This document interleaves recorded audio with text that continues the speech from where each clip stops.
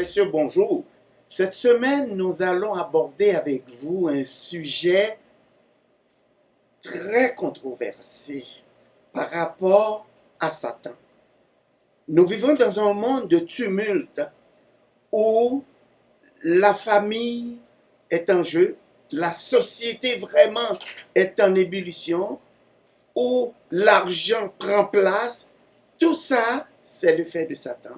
Alors, nous avons nos collègues avec nous aujourd'hui et avec vous aussi.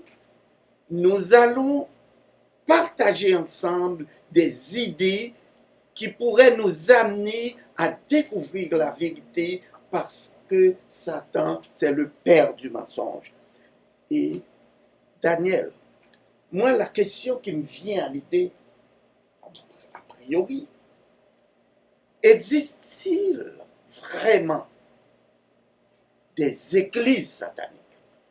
Tout à fait. Il existe vraiment des églises satanistes. Je vais vous donner un exemple d'une église satanique qui existait aux États-Unis.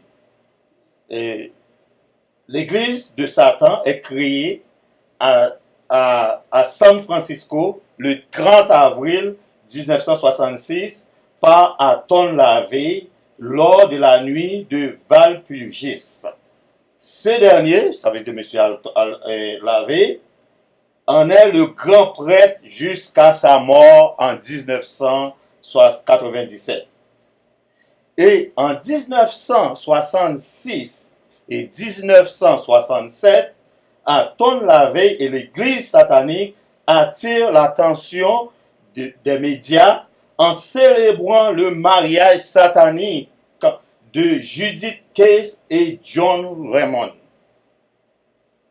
Il y a deux types de membres dans ces genres d'églises-là, dans ces genres d'églises-là, dans les églises sataniques. Il y a des membres actifs au sein de l'église, il y a des membres aussi, des membres inscrits. Et pour devenir membre actif, il y a des choses que vous devez remplir. Il y a un genre de formulaire que vous devez remplir avec des conditions bien déterminées pour devenir membre actif de ces genres d'église, l'église satanique. L'église satanique qui représente les prétendus péchés, puisque ceux qui mènent à la gratification physique, mentale ou émotionnelle. On entend bien les prétendus péchés. C'est ce qu'on voit dans la Bible de l'église satanique. Autre chose qui va vous surprendre, l'église satanique est le meilleur ami que les églises aient eu, puisqu'il les a maintenus en affaires depuis si longtemps. Voyons quelques préceptes de l'église satanique. Et je vais vous montrer tantôt que tous les points des églises sataniques par rapport à des points qu'on va traiter dans la Bible pour vous montrer comment les moyens de séduction que ces églises présentent dans leur Bible et qu'on va comparer avec la Bible, la Sainte Bible, pour voir comment ils vont contourner la vérité et présentent des choses aux gens pour leur faire comprendre qu'ils ont raison, les membres de ces églises-là, les églises sataniques. Ma deuxième question, c'est pour elle, parce que chaque église fonctionne dans une lignée selon les principes d'une religion. Alors, les églises sataniques, est-ce que c'est une église indépendante ou bien ça fonctionne selon une religion? Merci mon frère Gilbert. Je voudrais saluer mes fidèles téléspectateurs qui nous écoutent semaine après semaine et qui nous reviennent fidèlement pour écouter la vérité et surtout être libérés, être affranchis par la vérité. Je dirais d'entre Dieu, Gilbert, toutes les religions, que tu l'appelles judaïsme, christianisme, méthodisme ou catholicisme, toutes les religions sont la création de l'homme. Lorsque Dieu a voulu se faire connaître à l'humanité, il a choisi un peuple. Et de ce peuple, il a voulu créer un peuple missionnaire un peuple qui serait porteur de la bonne nouvelle à travers le monde. Et il a donné un livre à ce peuple qui est la Bible pour propager la vérité à travers le monde. Les religions sont des créations de l'homme et toutes les religions, peu importe le nom que porte la religion, c'est vraiment d'origine satanique. Puisque le christianisme ou le judaïsme ne sont pas des religions. Quelqu'un qui dit « Oh, moi je suis de la religion et du christianisme », eh bien, je pourrais dire que tu n'es pas de la vérité parce que Christ n'est pas venu fonder une religion. Christ est venu fonder un royaume de sacrificateurs, un royaume de rois, un royaume de disciples pour vraiment préparer la venue de notre Seigneur et Sauveur Yeshua, afin que lorsqu'il vient, pour que nous soyons prêts, et lorsqu'il va revenir, Yeshua, il ne va pas dire quels sont ceux qui étaient dans la bonne religion, mettez-vous à ma droite, et ceux qui étaient dans les mauvaises religions, mettez-vous à ma gauche. Il va appeler ceux qui ont cru dans sa parole et ceux qui l'ont accepté comme Seigneur et Sauveur dans leur vie. Cette affaire de religion, la religion pue. Ça pue tellement que ça donne de la nausée à notre Dieu. Parce que les hommes utilisent la religion pour manipuler ses semblables, utilisent la religion pour subjuguer les êtres humains, utilisent la religion pour tuer, utilisent la religion pour s'enrichir, utilisent la religion pour toutes sortes de raisons.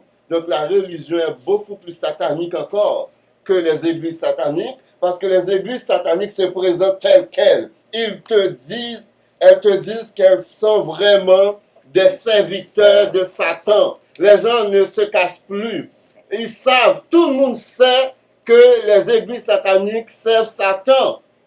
Mais le pire, c'est les églises qui portent des noms de l'église chrétienne, mais qui sont plus servantes de Satan que les églises de Satan. Donc c'est ce point-là qu'on va aborder. On va décortiquer vraiment cela pour mettre à nu ceux qui se présentent comme les défenseurs de la vérité. Oh, nous sommes dans la vérité, nous sommes baptistes. Nous sommes dans la vérité, nous sommes pentecôtistes. Nous sommes dans la vérité, nous sommes des adventistes, des méthodistes, et des wesleyens. Nous sommes dans la vérité. On va démasquer tous ces gens-là pour montrer que la vérité, c'est vraiment la parole de Dieu, pas une religion. Merci d'être venu avant de passer à Daniel pour montrer au peuple de Dieu, ça c'est la vérité. Imagine, le concile de Nice s'est réuni sur une table pour définir la foi. Et il y avait le concile de Constantinople, il y avait le concile de Nice, il y avait le concile d'Orange. C'est pourquoi il y a une séparation entre les orthodoxes grecs et les catholicistes. Parce que les orthodoxes grecs ne s'entendent pas avec ceux qui pensent que la Trinité, l'Esprit, c'est une personne, et les autres, ils ne sont pas d'accord. C'est sur une table, les hommes se réunissent pour définir la foi de l'humanité, sans passer par Dieu. Ils se sont réunis sur une table pour dire, c'est plus samedi qu'on va se réunir maintenant, c'est dimanche. Alors la religion, je suis entièrement d'accord avec Aurel, c'est la pure vérité. La religion, c'est vraiment la création de l'homme, c'est pas Dieu. D'abord, Jésus-Christ n'est pas chrétien. Est-ce que Jésus-Christ est judaïque? Est-ce que Jésus-Christ est islamiste? Pas du tout. D'abord, l'islam n'aime pas les chrétiens. Les chrétiens n'aiment pas les juifs parce qu'ils disent que c'est les juifs qui ont tué Yahshua. Et les juifs disent, nous sommes des païens, nous ne sommes pas bons, je suis supérieur, je ne prends pas avec vous. Dieu qui est amour, peut-il être à la base de la division?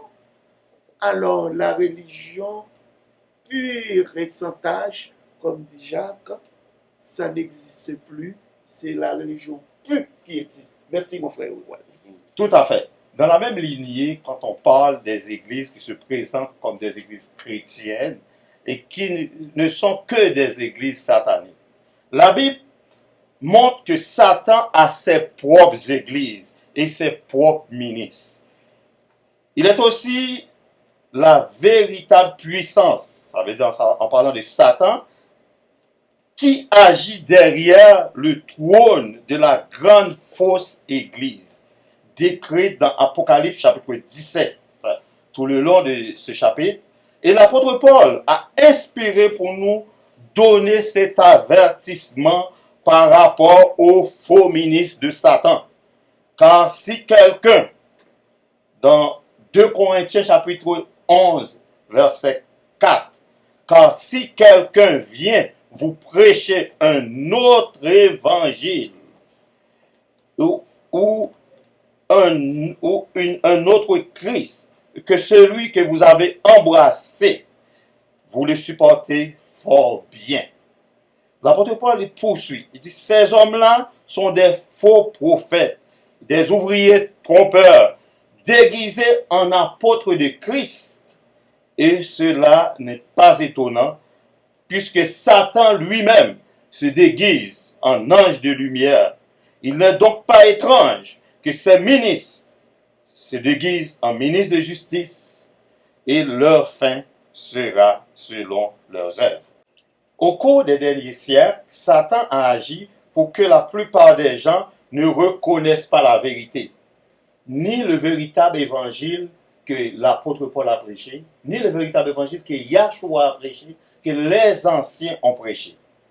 Pourquoi? Pour encourager la confusion religieuse, Satan a inspiré des centaines de sectes, d'églises et de confessions à avoir leurs propres interprétations religieuses.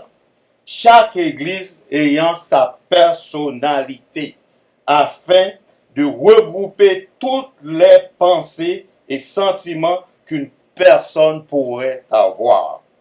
Beaucoup de fausses églises sont guidées par des êtres démoniaques.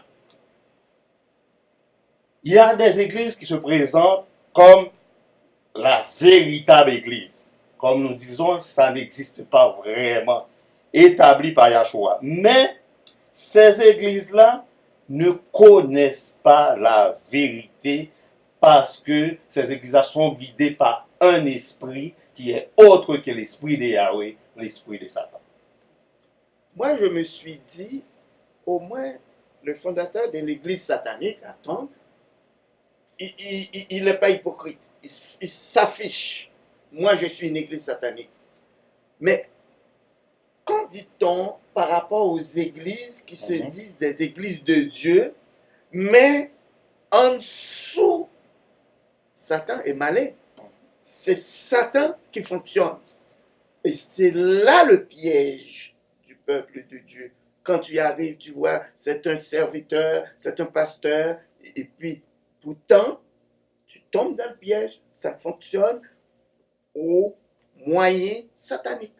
Alors, comment un chrétien, que peut faire un chrétien pour vraiment avoir un esprit de discernement pour découvrir le malin? Ça, c'est une très, très, très bonne question.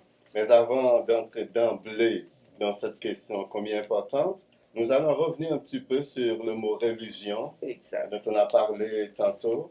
Lorsque Jacques parle vraiment de la religion pure et sans tache devant Dieu, Jacques voulait montrer et démontrer à ceux qui prétendent pratiquer la religion que ce n'est pas une question de religion vraiment, c'est une question de vie transformée qui reflète la vie de Yeshua, de vie transformée avec un caractère fort qui est solide, dont le fondement est la parole de l'Éternel.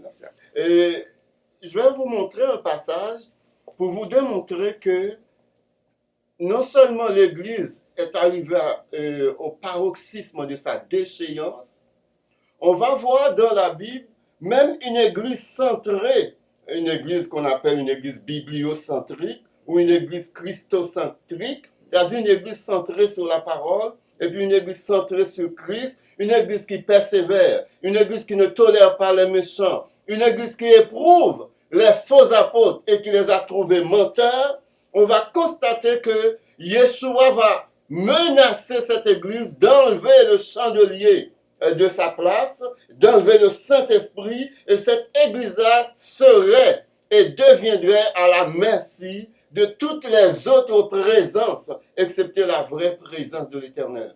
Saviez-vous que lors de la création de la première assemblée, moi je préfère dire assemblée que église, parce que le mot église vient du mot grec ecclésia.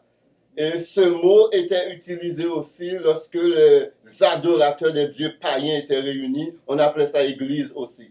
Donc l'église n'est pas un terme exclusivement réservé aux croyants. C'est pour cette raison que je préfère utiliser le mot assemblée chrétienne ou assemblée de croyants.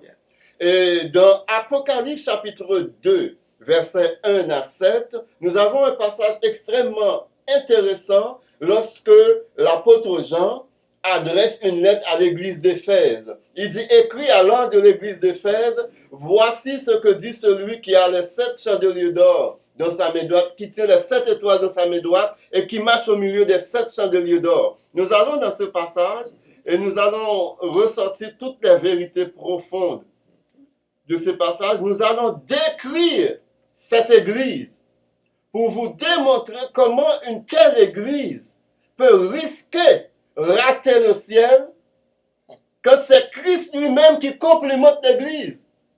Et quand c'est Yeshua qui dit une église est une église qui persévère, c'est la vérité absolue. Quand c'est Yeshua qui dit cette église-là déteste les méchants, c'est de la vérité absolue parce qu'il ne peut pas mentir, il est la vérité. Apocalypse chapitre 2. Révélation. Apocalypse chapitre 2, versets 1 à 7.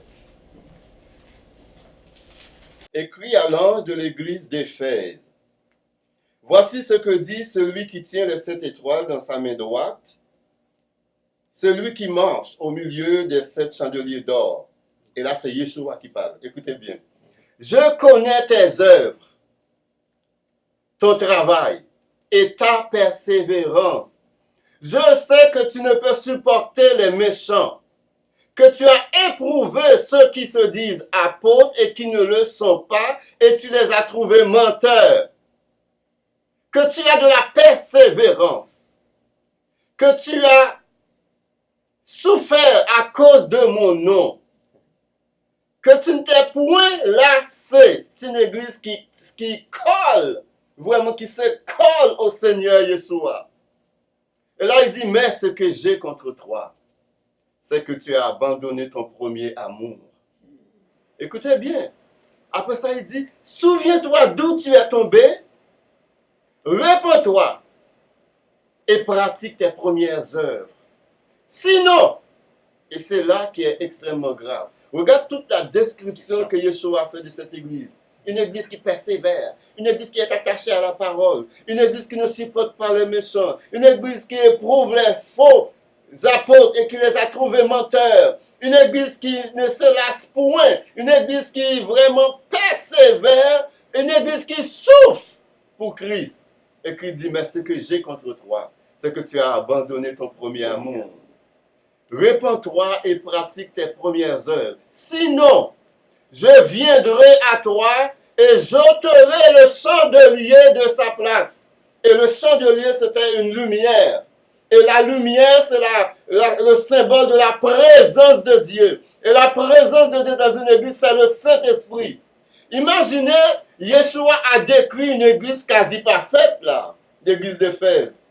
Mais il dit, tu as ceci, c'est que tu as abandonné ton premier amour. Et à cause de cet abandon, je vais enlever ma présence. Je vais enlever le Saint-Esprit. Et si tu n'as pas le Saint-Esprit, Paul dit dans Romains chapitre 8, verset 9, celui qui n'a pas l'Esprit de Christ, il ne lui appartient pas. C'est comme l'Éternel, Jésus enlève de cette église le Saint-Esprit, il enlève son sceau de salut à cette église, une église qui persévère, une église attachée à la parole, une église qui souffre pour Christ, mais ils ont abandonné leur premier amour. Aujourd'hui, je ne connais pas d'église qui correspond aux caractéristiques de l'église d'Éphèse. C'est-à-dire une église qui persévère, une église qui ne tolère pas les méchants, les magouilleurs, les voleurs, les faux pasteurs, les francs-maçons qui sont des pasteurs, même des Hongans maintenant qui sont des pasteurs. Absolument. on se rappelle de fils aimé qui est entré comme pasteur à l'école théologique et qui est sorti comme Ougan. Donc c'est vrai, c'était des hommes vraiment qui leur vie était basée sur la parole. Et voilà que Christ va dire, vous courez le risque de perdre ma présence, de perdre le Saint-Esprit à moins que vous ne repentiez. Sinon, j'enlèverai le chandelier, j'enlèverai la lumière, j'enlèverai ma présence parmi vous. Et l'église d'Éphèse, je ne sais pas si l'église s'est repentie, j'en ai aucune idée, mais c'est un avertissement extrêmement fort quand on voit la description de l'église. C'est extrêmement fort de voir une église comme ça qui n'existe pas aujourd'hui. L'église d'Éphèse n'existe pas aujourd'hui. Une église attachée à la parole, une église qui souffre pour Christ, ça n'existe pas aujourd'hui. Or, nous constatons aujourd'hui, les gens font beaucoup plus sans le Saint-Esprit que l'église faisait avec le Saint-Esprit. Du temps de l'église primitive, si le Saint-Esprit s'était retiré d'une église, cette église-là mourrait. Aujourd'hui, les églises paraissent beaucoup plus vivantes sans le Saint-Esprit parce que tout le monde fonctionne, ça ne dérange pas. Je partageais hier avec des frères qui étaient réunis. Je dis ce que je n'arrive pas à comprendre. Le pasteur peut se présenter devant les gens, il montre qui il est, il montre qu'il n'a rien à voir avec l'œuvre de Dieu, mais les gens sont là envoûtés, personne ne bouge. Je dis quelqu'un qui veut magasiner pour acheter une robe, pour acheter un costume, la personne va passer de magasin en magasin. La personne va faire 5, 6, 7, 8 magasins pour trouver la robe qui lui convient, pour trouver le costume qui lui va, le costume qui va vraiment mettre en évidence que c'est un beau garçon, c'est une belle femme, tout ça. La personne va se promener pendant des heures pour ne pas rater son coup, pour trouver ce qu'il aime vraiment. Mais pour son âme et pour son éternité, personne ne magasine. Personne ne bouge en voyant que mais ce que le pasteur est en train de dire, ça n'a rien de biblique. Mais tout le monde reste là comme des moutons. Ils sont envoûtés. Mais quel esprit qui les a envoûtés ainsi, qui fait en sorte que tout le monde maintenant peut se proclamer pasteur, la personne passe dans une école théologique, la personne a son diplôme comme théologien, la personne a en même temps une grosse bague qui est une bague de la franc-maçonnerie.